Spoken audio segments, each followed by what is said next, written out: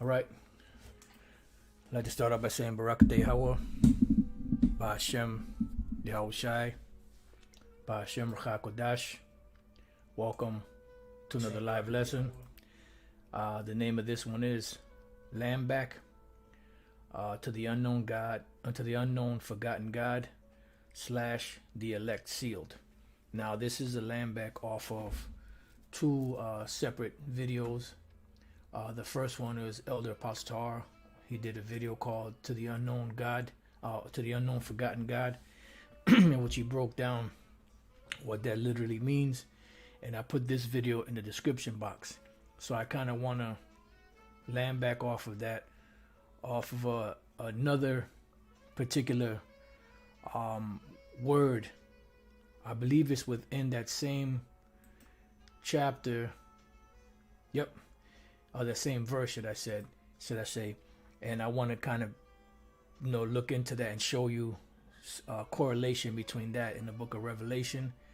And also, this is a land back off of a live video that Elder Menad Zagba is doing as we speak right now, in South Carolina, dealing with a statement that he made dealing with the elect, which I want to just expound a little more on that, because he mentioned in it, and I thought it was very good point. So I wanted to kind of expound on that, dealing with the elect. So let's begin with the first video. There were 2 points in the video that Elder Apostle Tahar did that I want to speak on.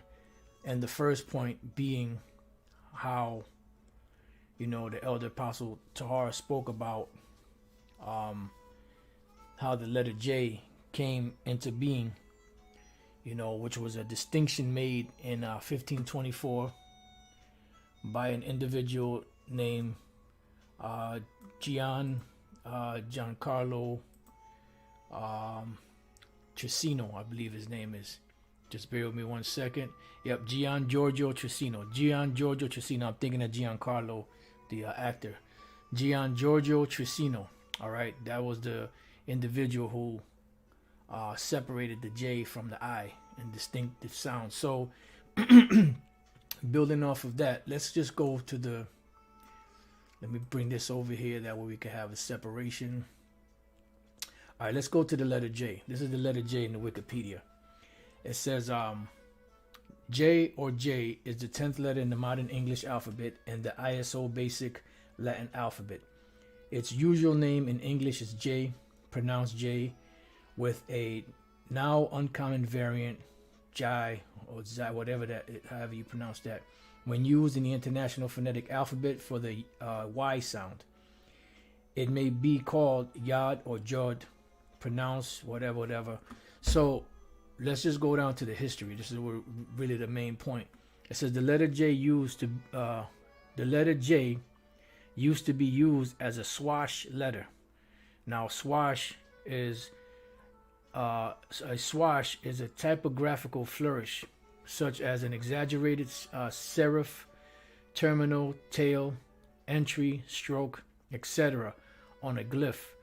The use of swash characters dates back to at least the 16th century, which is, the 1500s, as they can be seen in Ludovico, whatever the case is, La Operina, which is dated 1520 something. So pretty much what the letter J is an elongated form of the I. They just put a little swash at the bottom, or a little curvature, or a little Nike hook, or whatever you want to call it. All right. So it says the letter J used to be used as a swash letter I, used for the letter I at the end of Roman numerals when following another I, as in 23. You see XXII, and then you have a J, or XXII with a J at the bottom, which is an elongated I. That's why you have the smaller case J has a dot on the top, because it was really an elongated I, and it was not pronounced J in the Greek or in the Latin. It says a distinctive usage emerged in Middle High German. Gian Giorgio Cecchino, 1478 to 1550, was the first to explicitly distinguish I and J as representing separate sounds. Which this is information that the elder Pastor brought out a few months back. I'm not sure exactly how long ago, about the letter J being brought about in the 1524.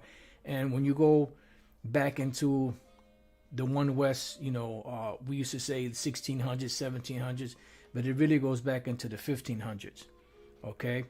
It said, in his Epistola del Tricino delle Lettere Nuovamente, which is new, giunto, nella lingua italiana. Cecchino's epistle about the letters recently added in the Italian language of 1524. Originally, I and J were different shapes for the same letter. Did you hear that? Originally, I and J were different shapes for the same letter. Remember, they had it was the same letter, the same sound. And the J, which was really an elongated I, and it still had the dot on top.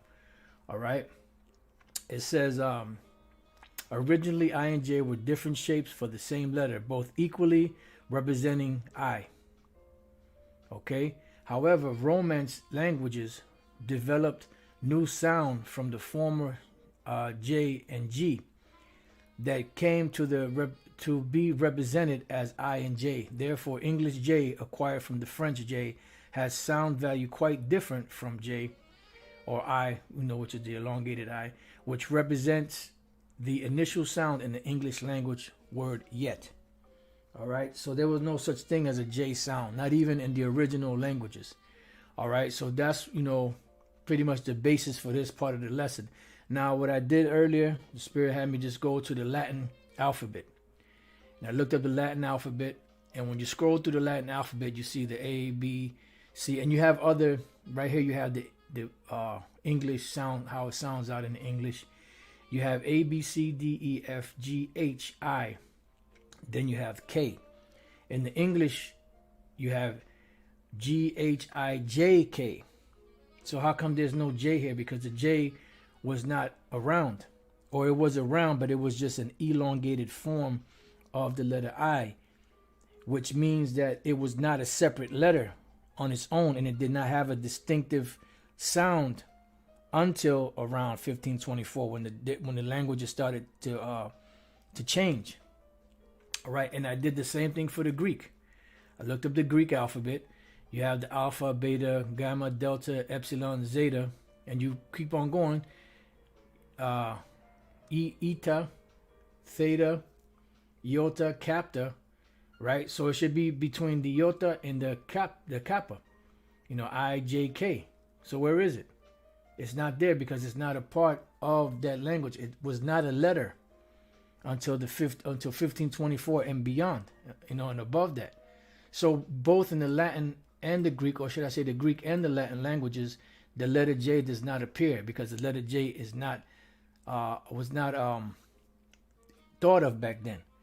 It was just an elongated form of the I, which was a representation of the same letter, same sounds. All right. So how can the Heavenly Father's Son's name be Jesus when there was no such thing as a J until 1524? And this is the point. There was no sound for the letter J. This is why when you look in the matter of fact, let's go to the book of Acts 26:13. At midday, O king, I saw on the way a light from heaven. This is the Apostle Paul speaking to Agrippa about his conversion and how he became converted to teaching the gospel of Yahushua. Above the brightness of the sun shining round about me and them which journey with me. And when we were all fallen to the earth, I heard a voice speaking unto me, what? And saying in the Hebrew tongue. So if this voice spoke to him in the Hebrew tongue, and the next step that the Apostle Paul, who was named Saul at this time, Saul, why persecutest thou me? It is hard for thee to kick against the pricks. And I said, who art thou, Lord? So the Apostle Paul asked this voice that spoke in the Hebrew tongue, who art thou, Lord? And he spoke to their voice in the same Hebrew language or the same Hebrew tongue because the Apostle Paul spoke different languages. Keep that in mind. He spoke different languages. So why didn't the Lord come to him and speak to him in Greek or in another language that Paul would have been familiar with? It says, and he said, I am who? What? It says Jesus here, but that's not his name. So if he spoke to him in the Hebrew, there was no such thing as a J. So what did he call him? Or what did he say his name was? Yahawashi, whom thou persecutest. So pretty much we see that the Lord, Yahawashi, came to the Apostle Paul when he was converted, knocked him off the horse. The Apostle Paul, which his name was Saul at the time, asked, who you are, Lord, that are speaking to me. And the Lord spoke to him, saying in the Hebrew tongue, I am Yahawashi, whom thou persecutest. When we look up this word Jesus, so-called Jesus, which we hate to say that name, his name is Yahawashi. Even in the Latin, in the Greek, it's Iesus. Iesus. You see the pronunciation here? Iesus. Which goes back to the Hebrew origin. They have the longer form here, Yahawashi, which is really Yahawashi. You know, even when you go back to the book of Joshua, you're going to see the name Yahawashi. So how can the Lord's name be Jesus when there was no such thing as the letter J? Okay? And it does not mean Yahweh is salvation. It means he is the Savior or he is the deliverer. See, that's another erroneous definition of Yahweh's name. It means he is the deliverer. Now, let's see what we can find. How to say so-called Jesus in Latin.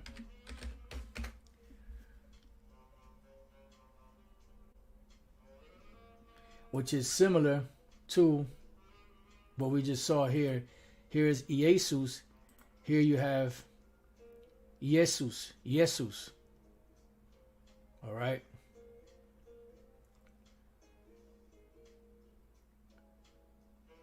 Let's see. What does it say here? How to say Jesus.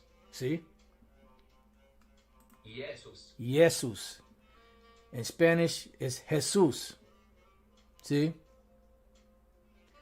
Jesus. In Spanish. Latin? Jesus. Jesus. Let's see if we can get the Greek. Let's get the Greca. Let's see if it comes up. Nope. Let's go again. Let's try that again. Let's hit the translate. Sweet. Jesus. No. Jesus. Jesus. See, Jesus. Jesus. Jesus. Jesus. Jesus. This is the other way of saying it. Jesus. All right. So you see that there is no letter J in those two pronunciations in the Latin or in the Greek.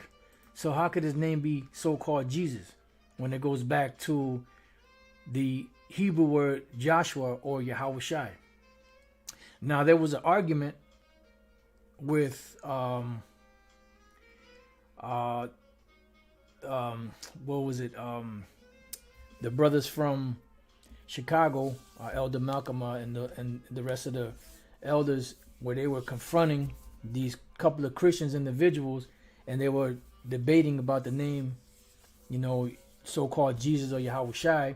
And the one individual said, well, how, you know, these people are speaking a different language. And that is the truth, because that is part of what was going to happen to us. We were going to be scattered abroad. We were going to be speaking different languages. But just like, you know, you were scattered and you speak different languages, if somebody explains something to you, you don't have to be an expert in the language to know a particular name. Dealing with the Most High Yahweh and His Son Yahawashi. It's very simple. Just like we learned it from our elders that broke it down to us. Very simple breakdown. Yahweh means he exists, or he is. And then you have Yahawashi. He is the deliverer, or he is the savior. What's so hard about that? You have language, you have interpretation, but what is the greatest? The greatest is to go back to the actual origin of the language that it was written in. And this is why it's a waste of time speaking to these so-called Christians. It's a waste of time. Got to remember, their conscience is seared with a hot iron. Now you could use them for a practice, to sharpen your spiritual sword with sharpen your sword in the scriptures, but it's a waste of time because they're seared with a hot iron. They have that glaze upon them. Now every once in a while you have some of them that do wake up, but for the most part it's a waste of time, especially the ones that are either higher up or have been to these different theological seminary schools or cemetery schools, as Elder Apostle Torah calls it. So it's a waste of time. So here in the Apocrypha, in the prologue of Ecclesiasticus, it says, "Wherefore let me entreat you to read it with favor and attention." Yeah, because believe this is so-called Jesus, right? The son of Sirach. He was translating the scriptures into the Greek language, and he was telling him, he was pretty much giving a disclaimer or a caveat, which is a warning to the reader. It says, "Wherefore let me entreat you to read it with favor and attention," right? Because unless you speak the language, you're not going to be able to get it fully, but at least you'll have an idea of what's being said. It says, "And to pardon us when we may seem to come short of some words," because the Hebrew language is a direct, strong language. It's very precise, it's very direct. So sometimes when you're translating it into another language, it's hard to do because you're not going to be able to capture every idiom, every syllable, or because sometimes words and syllables portray a certain message, that is lost. That's what they say, the terminology lost in translation. Matter of fact, let's see what that says when we put in lost in translation.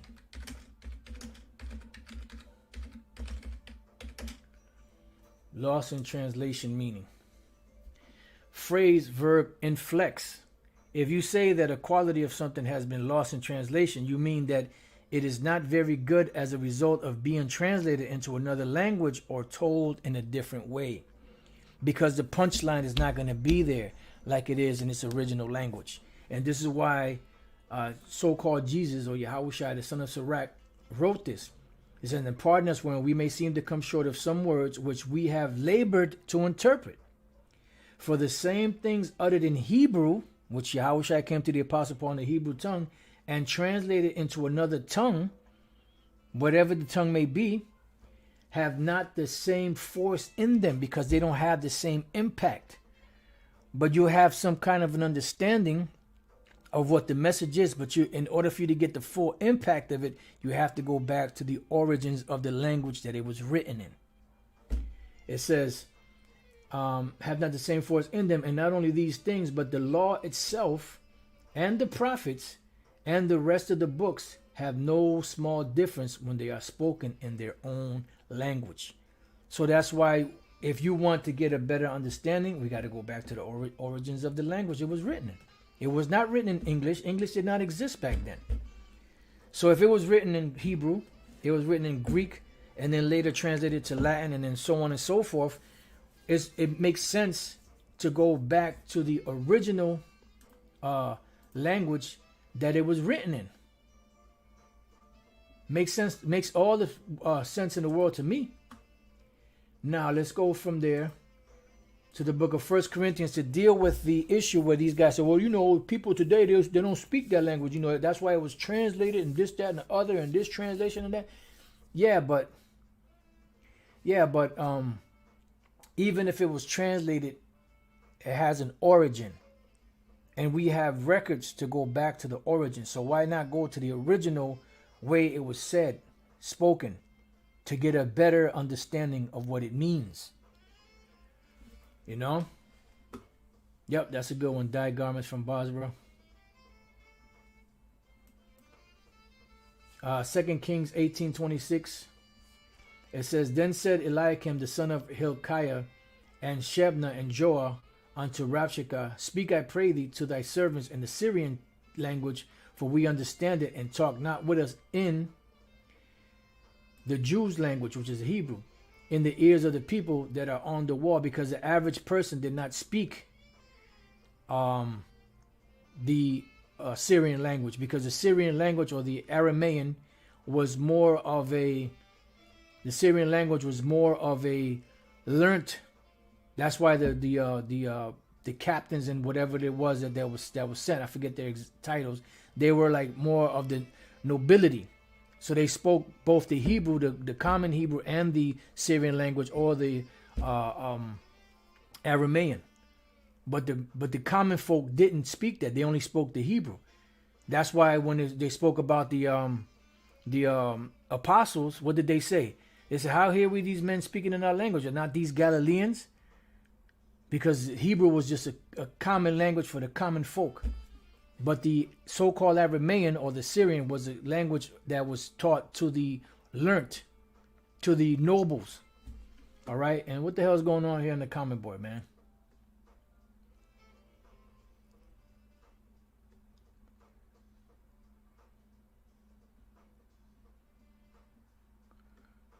Okay.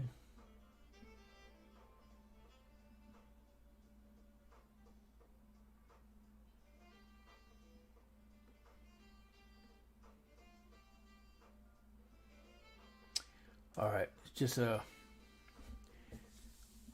anyways, let's move on. So here it goes in 1 Corinthians. So the sense would be, if you're a teacher and you know the language, or you know words in that language, in particular certain names, why not go back and explain it to the people? And this was our argument with Nate, because they try to bring up the same argument. Well, the scriptures say that they're going to speak to them in another tongue. Yeah. So what? Was speaking to them in another tongue, does that automatically make void the original language it was written in? No. So 1 Corinthians 14:13, it says, Wherefore let him that speaketh in an unknown tongue, and this unknown tongue is another language. It's not that shananana bullshit.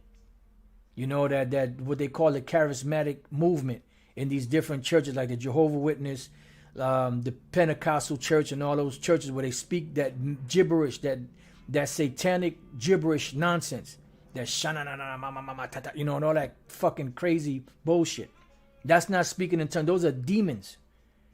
Speaking in an unknown tongue speaking in tongues means speaking in different languages. And you're going to see that here. All right. It says, Wherefore let him that speaketh in an unknown tongue pray that he may interpret. Because the interpretation is what's key. And to interpret means to be able to explain to someone in a different language what is being said or spoken. You can't translate gibberish and nonsense into another language. So it says, For if I pray in an unknown tongue, and the word there for unknown tongue in the Greek is heteroglossos. The word hetero means other, like heterosexual, other sex. And the word glossos is the word tongue. So if I speak in an unknown tongue, or if I pray in an unknown tongue, or in a different language, it says, My spirit prayeth, but my understanding is unfruitful. So that's why you have to break it down to the people. It says, what is it then? I will pray with the spirit, and I will pray with the understanding also, because at the end of the day, it's all about what? Edifying. You cannot edify someone if they don't understand what you're saying. It says, I will sing with the spirit, and I will sing with the understanding also. See, it keeps going back to what? Understanding. Else, when thou shalt bless with the spirit, how shall he that occupieth the room of the unlearned in what? That other language that you're speaking in, whether it be Greek or Latin or whatever the case is, or Hebrew, depending on who you're speaking to, say, so be true at thy giving of thanks. Seeing he understandeth not what thou sayest. Notice how many times the word understanding and understandeth cometh up, because it's about understanding. Knowledge and wisdom is only as good as the understanding of them. And if you don't understand what's being said because it's spoken in a different language, then how can you give thanks? How can you be edified? This is the argument that the Apostle Paul is making. For thou verily givest thanks well, but the others not edified. Why? Because he didn't understand what you were saying, because you were speaking in a different language that he is not familiar with. Right? It says, I thank my power, I speak with tongues more than you all. See, so the Apostle Paul said, I thank my power that I speak with tongues more than you all. Why is that? Because the Apostle Paul spoke Hebrew, he spoke Greek. It's a possibility he spoke Latin, even though the scriptures don't go into it. But remember, he was a learned man. He was brought up under nobles. And those were the common languages back then was Hebrew, Greek, and Latin. And when you spoke Greek and Latin, that was known as the languages of the learned. They show you that even in the movie Tombstone. You know, when Ringo, I believe it was Ringo and Doc, you know, they were having verbal or mental dispute, and then Doc, you know, he spoke to Ringo in the Latin because Doc was a learned man. And then when Ringo spoke to him in the Latin, he said, I really don't like this man, because that guy was also learned. See? So that's what it means, being able to speak in different tongues. All right? There was another precept that came to mind, but it kind of escaped me for the moment. But let's move on. Lord's will, it comes back. It says, yet in the church I had rather speak 5 words with my understanding, that by my voice I might teach others also. Because if you speak words, matter of fact, let's go to the 9th verse. So likewise ye, except you uttered by the tongue words easy to be understood, meaning to be explained in the language that this individual speaks. Otherwise, the message is going to get lost. How shall it be known what is spoken? For you shall speak into the air. Yes, so you're going to be speaking into the air. They're going to hear the words coming out your voice, out your mouth. They're going to hear the sounds, but they're not going to know what's being said. So it says, yet in the church I had rather speak 5 words with my understanding, that by my voice I might teach others also, than 10,000 words in an unknown tongue. It says, brethren, be not children in understanding, howbeit in malice be ye children, but in understanding be men. Because it's about the understanding, right? It says, in the law it is written, with men of other tongues, meaning what? Different languages and other lips will I speak unto this people. Yeah, because they're going to speak different languages. And yet for all that they will not hear me, saith the Lord. So even if you speak to them, to the majority of Israel, in the language that they speak, they're still not going to hear the Lord. All right, so now let's go from there to where that's written. Isaiah 28:11, for with stammering lips and another tongue will he speak to this people. When you look up the word another tongue, you have the word achar, which is another, other, following, further, other, different. See, a different, another. And then you look up the word tongue, goes back to the Hebrew, lashawan, which we have the terminology Lashawan Kodash, or holy tongue. Lashawan, right, which goes into the word tongue or language. So when the Apostle Paul was saying that he will speak to them in another tongue, he was speaking about them speaking different languages. Because remember, through the different captivities, Jake was assimilated into different societies that spoke different languages, that had different customs. Now some kept you know, the Hebrew, you know, and the customs of Yahweh Bashem Yahushai, but eventually they had to learn the language of their captors so that they could understand what was being said to them. And some of them were forced to learn the language, just like when Esau took over Gad, what they do, they sent them to them boarding schools, made them cut their hair, you know, made them forget about their heritage, their language, and taught them what? The English. Okay? So that's what that means.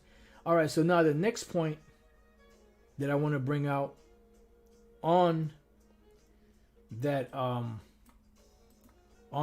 video that the Elder Pastor did is where he spoke about the unknown God, but there was another word in there that I looked up.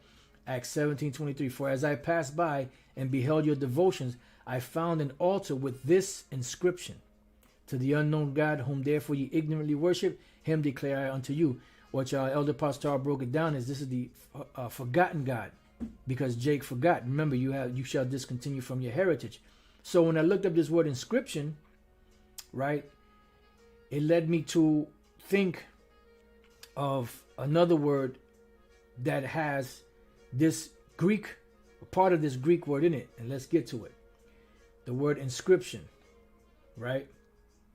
We got the word epigrapho. Now the word epi is upon or among, and then grapho should bring to mind what? The grapho, which was the last root word to the word mark or charagma. Okay, epi, and then you got grapho. All right, which means to write upon, inscribe, metaphorically to write upon the mind.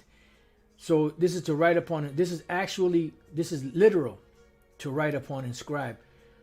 In this particular case, just like you see here, these are inscriptions of the Greek language that were inscribed or cut into this stone for what?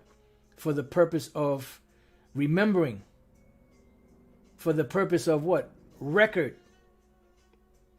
Okay, so whether it's your cuneiforms or your hieroglyphs or whatever the case is, these are things that are etched in stone or written on parchment or whatever the case is, to be remembered, to be stored, to be recorded as a document or something not to be forgotten. And this is what this word inscription means in Acts 17:23, and this is also what the word, one of the root words for the word mark, which is the mark of the beast, which is the microchip in the book of Revelation 13 goes into. Revelation 13:16, and he causes all, both small and great, rich and poor, free and bond, to receive a mark, not worship a mark, receive a mark in their right hand or in their foreheads. We look up the word mark, which we've done many times. Charagma, right? You heard. Strong's G 5480. Charagma, right? A stamp, an imprinted mark, which goes back to the Greek word or root word in the Greek, charax, which is a trench or is a palisade. Strong's G 5482. Charax, a pale or stake, a palisade or rampart, pales between which earth, stones, trees, and timbers are heaped and packed together. So it's like marking your territory. So you take a stake, and the stake has a sharp point at the end, and that sharp point you will put into the ground to mark out the ground. So that sharp point, because the charagma or the charagma is the actual chip itself. The charax or the pale or the palisade is the actual delivery system, which is the needle that is used to inject the microchip into a person's body, whether it's hand, forehead, wherever they put it at, right? And then you have the actual root word to that is the word grapho, which we just read about, grapho, which is to write with reference to the form of letters. So you can actually write something out on a piece of paper. That's a form of letters. To delineate or form letters on a tablet, parchment, paper, or other material. To write with reference to the contents of the writing. To express in written characters. To commit to writing things not to be forgotten. Write down, record, or a record. So that's what you want. This is what they want. Grapho is the writing, and it's actual records that are stored. And when you look at that device, or the RFID microchip, or whatever they call it in whatever country they have, it has an ability to store information. Just like you have, let me see, just bear with me 1 second.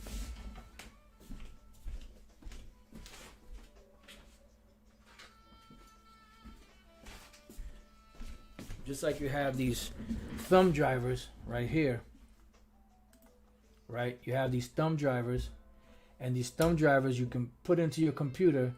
You could put video on it. You could put, music on it. You could put letters. You could put different documentation that you need. You know, you can actually go online, get your driver's history or criminal history, whatever. You could put it on here. So they want to transfer this into a person, you know, which is called the Internet of Things or the Fourth Industrial Revolution. And that's what they want to do, to put things on there not to be forgotten, like a person's whole life, pretty much. All right. So I just found that pretty interesting when I actually looked up the word inscription. You know, in Acts 17:23, when it spoke about the inscription to the unknown God. All right. So those are the 2 points that I wanted to bring out on the Elder Apostle Tahar's video, which I watched earlier this morning. And now the last thing I want to do is I want to build on a statement that the Elder Manata Zakba had brought out in this video here, which he was live earlier. News, soaring gas prices, North Korean missile launch, supermarket shooting, etc. And I want to say this, you know, to the elder, the brother, that, you know, I know you do lessons, and sometimes I might do my lessons at the same time sometimes. So if you're doing a lesson, you don't have to stop your lesson. Not saying that you've done it in the past, but because I know you have the wrench, you know, the moderator, you know, on my channel, you know, to, you know, knock off anybody that's acting stupid. But, you know, if you happen to be live and the spirit is on you, just keep going, because there's other moderators on here also that have the wrench that they can, you know, handle whatever is on the comment board if they act stupid. You know, I just wanted to say that, a thought that came to mind earlier. So what I wanted to say here on this video, he had mentioned, I forget exactly where, but he had mentioned about the elect being sealed by the word, which is true. But now I want to expound on that. You know, he spoke about the elect and how them being sealed. And I believe they even, one of the brothers put the scripture Ezekiel 9:6. And then when he read that, he mentioned it, you know, that the elect are sealed by the word, which is true. Now, what I want to build upon is that the elect have already been sealed before the foundation of the earth. But when they hear the word activates that seal, you know, and that's where that's where the fun begins. But all jokes aside, I got just a couple of precepts on that I want to kind of expound on. But that is the truth, you know, like the elect are sealed when they hear the word, but they already been sealed before the foundation of the earth. And when they hear the word activates that seal, you know, and it you know, it brings them to the true life, you know, for lack of better words, for, you know. So let's get some of these precepts I had. This is the book of 2 Corinthians, chapter 1. And let me see if I can start up a little bit above this. Let's start at 15. And in this confidence I was minded to come unto you before, that you might have a second benefit, and to pass by you unto Macedonia, and to come again out of Macedonia unto you, and of you to be brought on my way toward Judea. When I therefore was thus minded, did I use lightness, or the things that I purpose? Do I purpose according to the flesh, that with me there should be yea, yea, and nay, nay? But the Most High is true.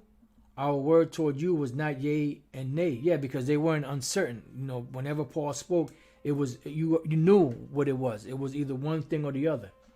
For the Son of the Most High, Yahushai, who was preached among you by us, even by me and Silvanus and Timotheus, was not yea and nay, but in him was yea. Yeah, because it's not about being confused, you know, using confusion or using deception. It's about coming straight with the message. It says, for all the promises of the Most High in him are yea, meaning in Yahushai. And in him so be true, unto the glory of the Most High by us, because the Lord is going to be glorified in us when he raises us up. You know, Lord's will we be the elect. Now he which establisheth us with you in Yahushai and hath anointed us is the Most High, because they are two separate entities that agree in one, who hath also sealed us and given the earnest of the Spirit in our hearts, meaning in our minds. So we were sealed.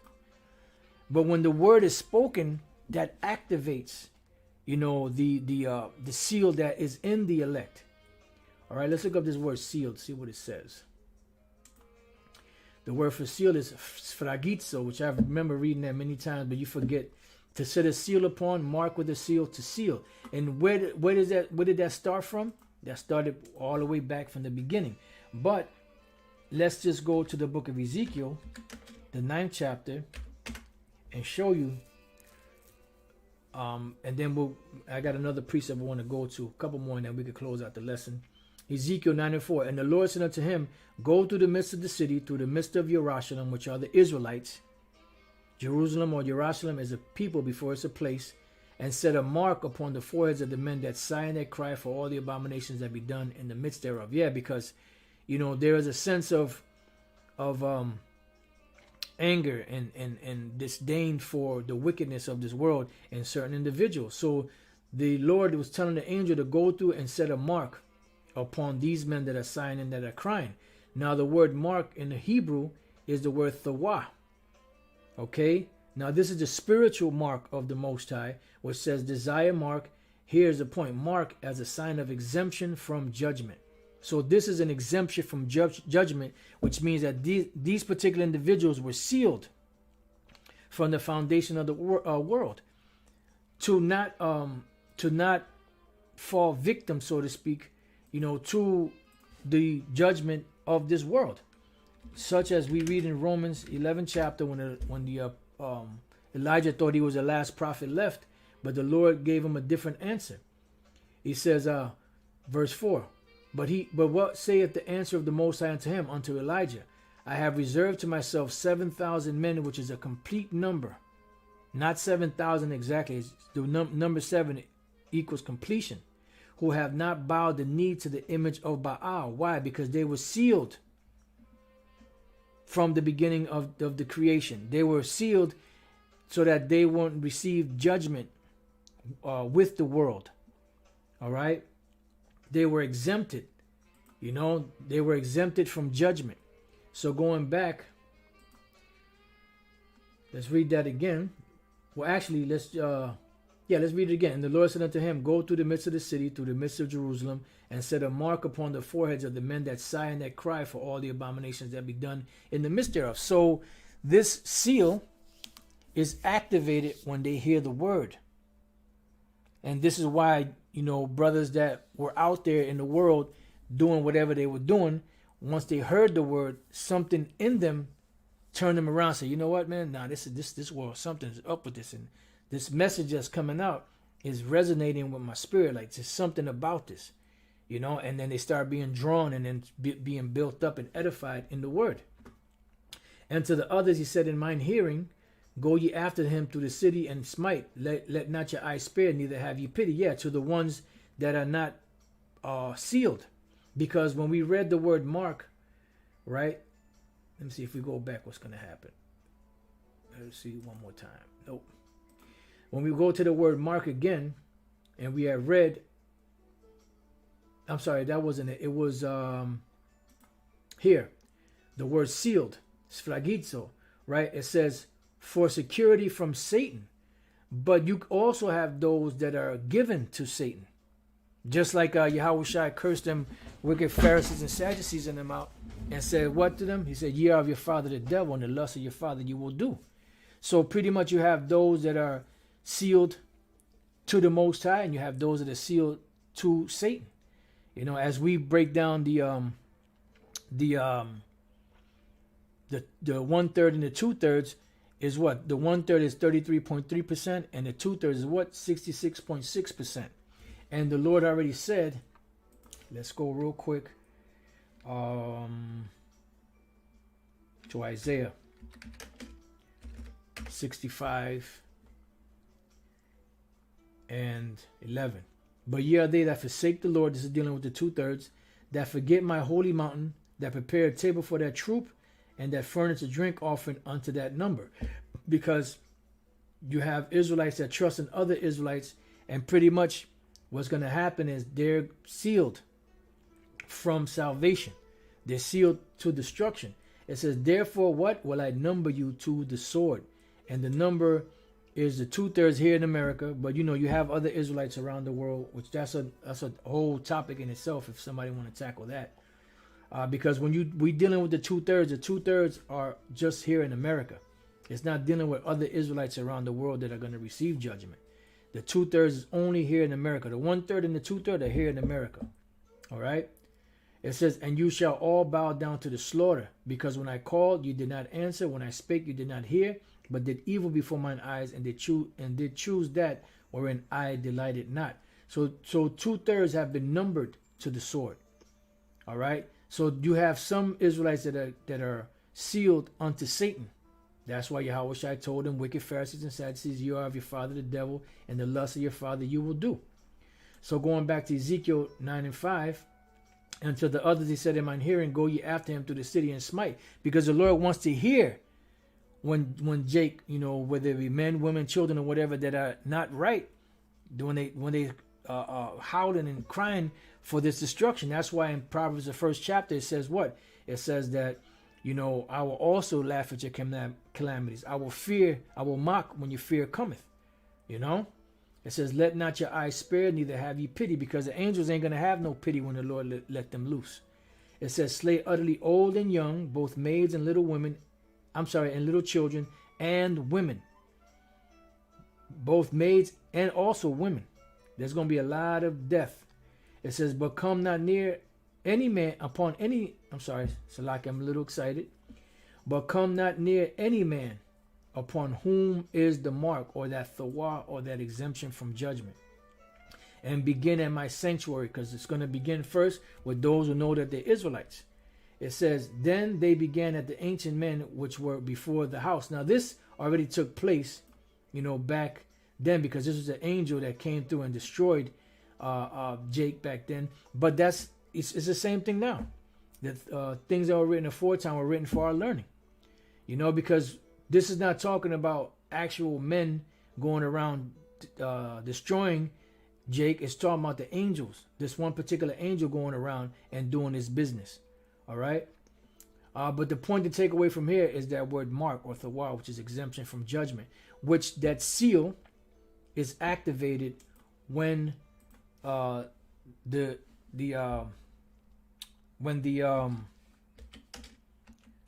elect hear the word. All right, so let's go to Ephesians chapter 1 and verse 13. It says, let's start at 12. That we should be to the praise of his glory, who first trusted in Yahushua, in whom ye also trusted after that you heard the word of truth. See? So you trusted him after that you heard the word of truth, the gospel of your salvation, in whom also after that you believed, you were sealed with the Holy Spirit of promise. So the elect are already sealed. They have that mark in them, the thawah of the Lord, the exemption from judgment, but that seal is activated once they hear the word. And that was a point that I just wanted to expound on, you know, that the elder had brought out. And we brought out many times, different brothers that brought out about the elect and all that. But it was just, you know, certain times you isolate certain messages or certain things that actually help shine the light more on that particular subject. You know, when the brother said that, you know, I said, you know what, this would be a good lesson to edify, you know, just to add on to what was already said. It says, which is the earnest of our inheritance until the redemption of the purchased possession, which are the elect, unto the praise of his glory. And ultimately all Israel shall be saved anyway. You know, so, but this 2/3 got to die on this side, and wherever they may be around the world, you know, as far as, you know, the ones that are going to receive judgment, you know, but then everything is going to be cleaned up. All right. And we were predestined. Matter of fact, let's go to the 3rd verse.